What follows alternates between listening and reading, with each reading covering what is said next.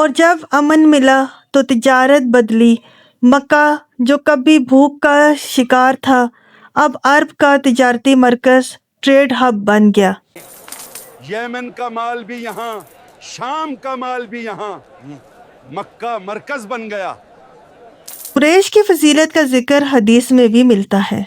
تفسیر ابن کثیر میں حضرت ام ہانی رحمۃ اللہ سے روایت ہے کہ نبی کریم صلی اللہ علیہ وسلم نے فرمایا، اللہ نے قریش کو 7 چیزوں سے فضیلت دی ہے، ان میں سے ایک یہی ہے کہ ان کے بارے میں ایک پوری سورہ نازل کی گئی جس میں ان کے سوا کسی اور کا ذکر نہیں ہے۔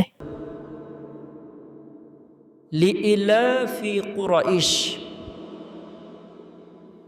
اور صحیح مسلم حدیث نمبر 2276 میں ہے کہ آپ صلی اللہ علیہ وسلم نے فرمایا، بے شک اللہ نے کنہ کو اولاد اسماعیل سے چنا اور قریش کو کنہ سے چنا۔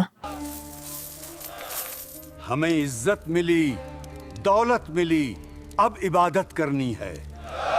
تو چلیے اب اس سورہ کو سمجھتے ہیں سینیمیٹک انداز میں، آسان طریقے سے۔ تو اس پورے بیک گراؤنڈ کے بعد اللہ نے یہ سورہ نازل کی ایک ریمائنڈر کے طور پر۔ پہلی آیت، لِإِلَافِ قریش، قریش کے ایلاف، احترام اور عادت کی وجہ سے، یعنی لی یعنی لام کا لفظ وجہ بتاتا ہے۔ یہ سورہ پچھلی سورہ الفیل کا رزلٹ ہے۔ رزق اور امان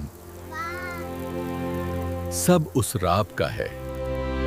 امام فخر الدین الرازی فرماتے ہیں کہ ایلاف وہ احسان تھی جس نے قریش کو مکہ میں جمع رکھا اور انہیں بکھرنے نہیں دیا۔ تو پھر عبادت کرو اس گھر کے رب کی۔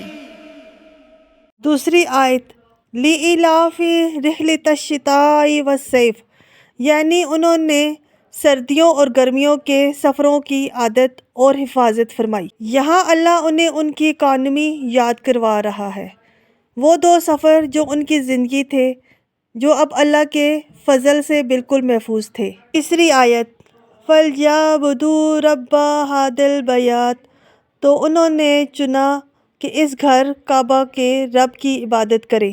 پوری سورہ کا مقصد یہ ہے کال ٹو ایکشن۔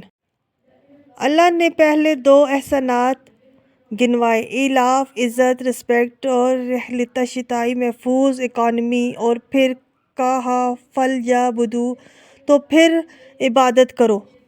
یہ ایک تانا ٹانٹ بھی تھا۔ سوچو قریش عبادت تو کرتے تھے لیکن کس کی؟ انہیں 360 بتوں کی جو کعبہ کے اندر رکھے تھے۔ اللہ کہہ رہا ہے عبادت کرو رب ھذا البیت، اس گھر کی، رب کی، نہ کہ ان بتوں کی جو اس گھر میں ہیں۔ یہ سب ہماری عقل اور ہمارے ان معبودوں کی وجہ سے ہے۔ زندگی میں انسان کو اور کیا چاہیے؟ رزق، کھانا اور امن، سیفٹی۔ اب سوال یہ ہے کہ یہ سورہ تو قریش کے لیے تھی، اس کا 1400 سال بعد ہم سے کیا تعلق ہے؟ تو جب اللہ نے ہمیں قریش کی طرح اتنی نعمتیں دی ہیں، ہمیں رزق بھی دیا اور ایمان بھی، الحمدللہ۔